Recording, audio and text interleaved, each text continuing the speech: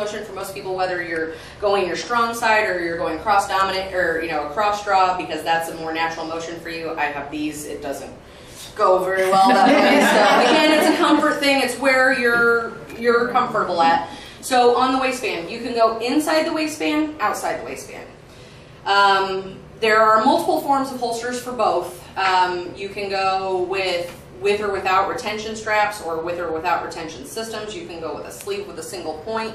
You can go with something as basic as, if I can get it unclipped, a soft-sided nylon holster with a single clip. Gives you a lot of versatility as far as where you can put it. You can move it around. You can carry it appendix. You can carry it on your hip. You can kick it to the back. It gives you a lot of versatility with how you're carrying.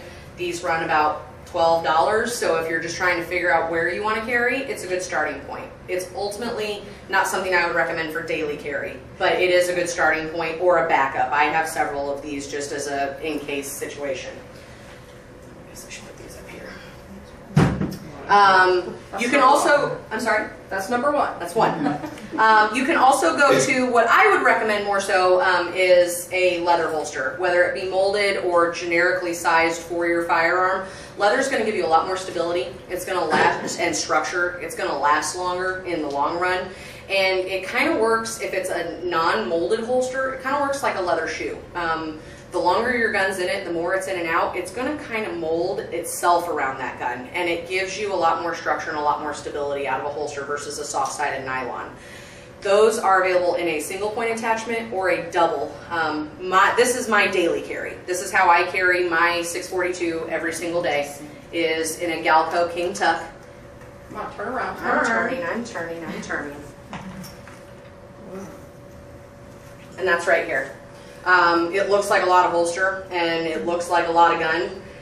I wear it every single day. And even when I'm not trying to conceal it, it conceals pretty easily. It's on the outside of the pants or inside? It's worn inside the pants. Don't get sweaty from it?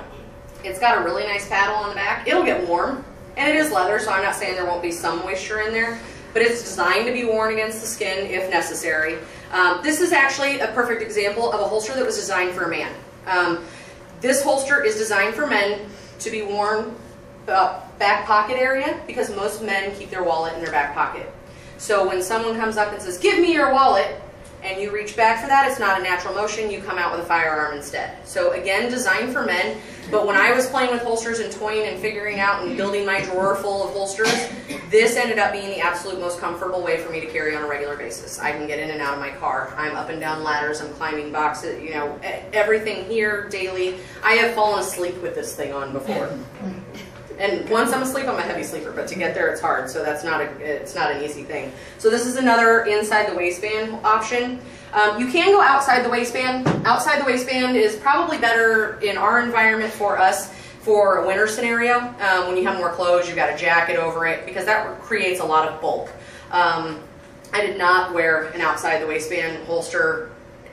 I have a hard time concealing them, so I have a hard time pushing them. But it is entirely up to you, again, how you dress, what you're comfortable with, what you're trying to conceal, and what you do with your daily life.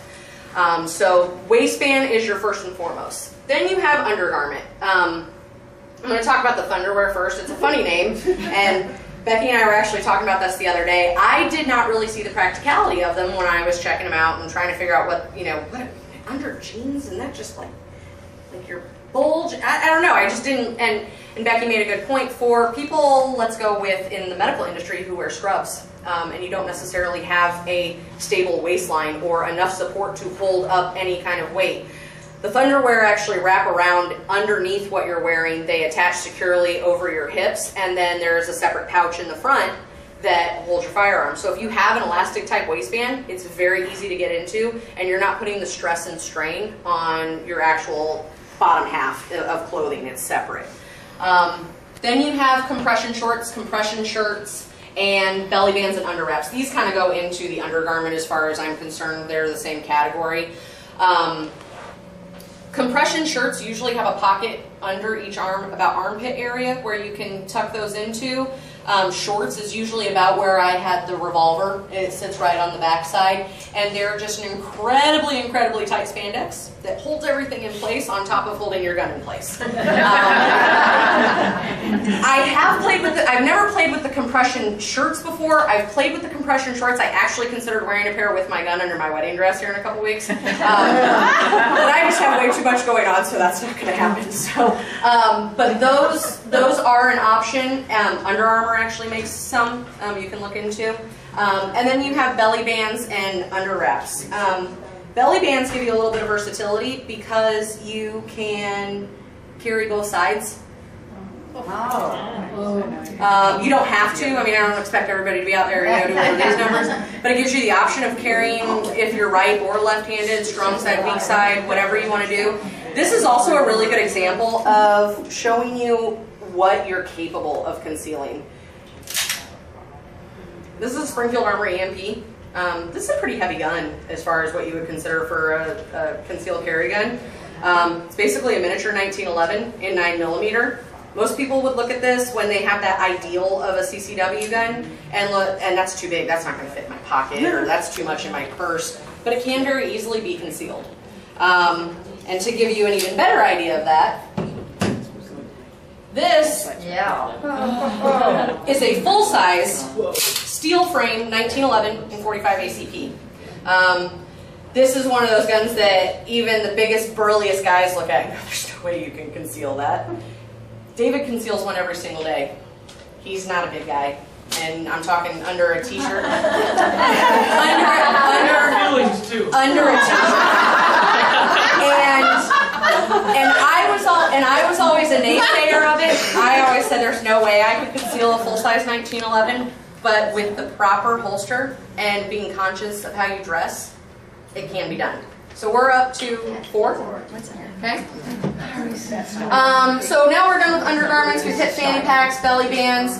You have pocket. So if you do need to go to that little teeny tiny firearm, for whatever reason, maybe it's a gun you shoot very well, you're just more comfortable with a small frame gun because that's just what works for you, you can go to pocket. So then you have your front pocket option. And generally how these work is the holster stays in the pocket, the gun comes out. You don't want to pull the whole thing out. They're designed to stick into your pocket.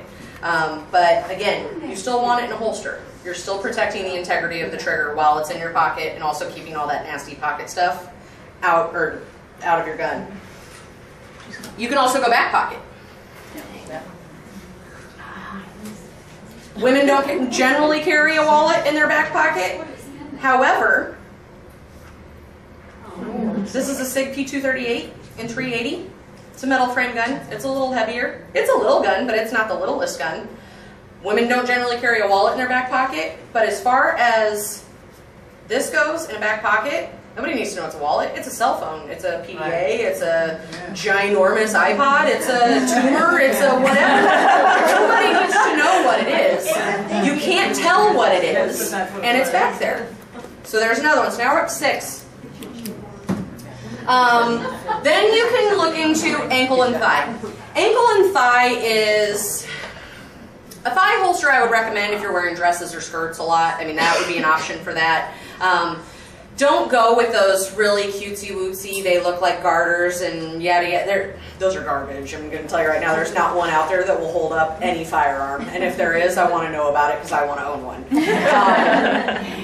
But an actual thigh rig that either attaches around the waist for support and then attaches around your thigh, or has an upper and lower thigh attachment, those can work. And they can work under very short skirts, dresses, long dresses, whatever it is that you need to wear for whatever occasion. So that's a good option for those, when you don't dress like you normally dress, or if it is how you regularly dress. It's an option for you when you don't have a pant line to attach to.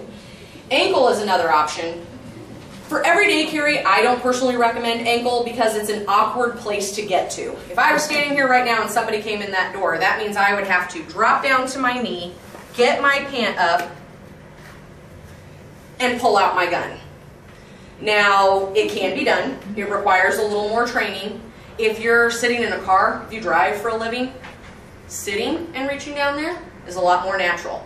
If you're sitting in an office or at a desk all day, sitting and reaching down is a lot more natural.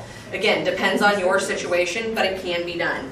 Most good ankle holsters will have 2 retention systems as far as attachment. They will have an upper calf and a lower calf.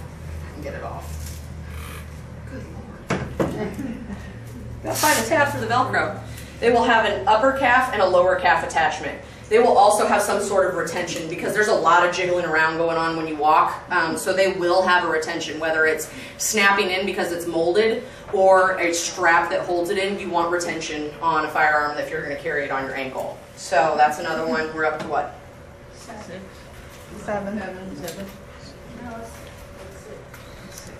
Now, I was going to try, and I didn't get the option, I didn't have time to do it. I have been intrigued by the bra holster, flashbang. It's one that's advertised very much on the Well-Armed Woman. It is a holster that was designed for women, so it's actually a unique concept. I've been very intrigued by it. I've seen videos on it. It seems to work in theory. I just don't trust anything that I can't personally play with. I ran out of time to order one in to get one in here, so I do plan on doing that and having one if anybody wants to play with it or look at it and actually physically see it other than just a video. But that is an option. I've also seen just pocket holsters or a very basic holster with a clip used that way. Again, the size of the gun is going to depend on, how you dress, how you're built, what you're comfortable with. But that's one of those ones that you're really going to have to play with. I would have a hard time ordering one of those online and just start carrying it. You're really going to have to play with that and know what you're getting into with that one. And then you always have backup options, which aren't necessarily your absolute best case scenario. They're not incredibly practical ways of carrying or types of firearms to carry. But again, in a must-have situation where your option is either carry or don't, you do have some backup options. So you can always go into your boot. I wear boots a lot, not in the summertime. I don't like my toes being all confined, but in the fall and winter I wear boots a lot. Again, it's in a holster, and if this was the absolute only place I could find to carry, I didn't have a purse, I don't own a thigh rig to wear under my dress, but I have a really cute pair of boots that I'm wearing with it, it's there if you absolutely have to have it. And then this one I get a lot of grief for because it's not practical at all in any sense of the term. But I wear this one when I run, especially in the summertime, and it's 110 degrees outside. Oh my God. And you've got a tiny pair of shorts on, or a tank top, or whatever, and it's very, very, very hard to conceal. It's not a caliber I would recommend. It's not a firearm I would necessarily recommend. But again, it's better than having nothing. This actually holds 5 shots. It's 22. And I wear it around my neck, and I tuck it down in my tank top when I run in the summer. It's better than having nothing. Worst case scenario for me to you, and you were coming at me and I got one of these off in your face, it's going to give me time to turn around and run the other direction. And maybe give me a little bit of a heads up. Or if I'm running and I have a dog come after me, because normally what I have is 22 shot shells that carries multiple projectiles, so you get a pepper effect. There are multiple situations where having something is better than having nothing. That's my theory. It's entirely up to you with what you're comfortable carrying. So, for anybody who was counting, that was 9. 9. Did anybody guess 9? That's it? Get out of here. You guess 9? You guess 9? Are you done? I'm done. You're done? That's all I got. I seriously, with all that weight and those guns on my sides, I felt like a linebacker. Like the Bears got rid of Brian Urlacher and they totally could have recruited me because I had enough weight to throw around.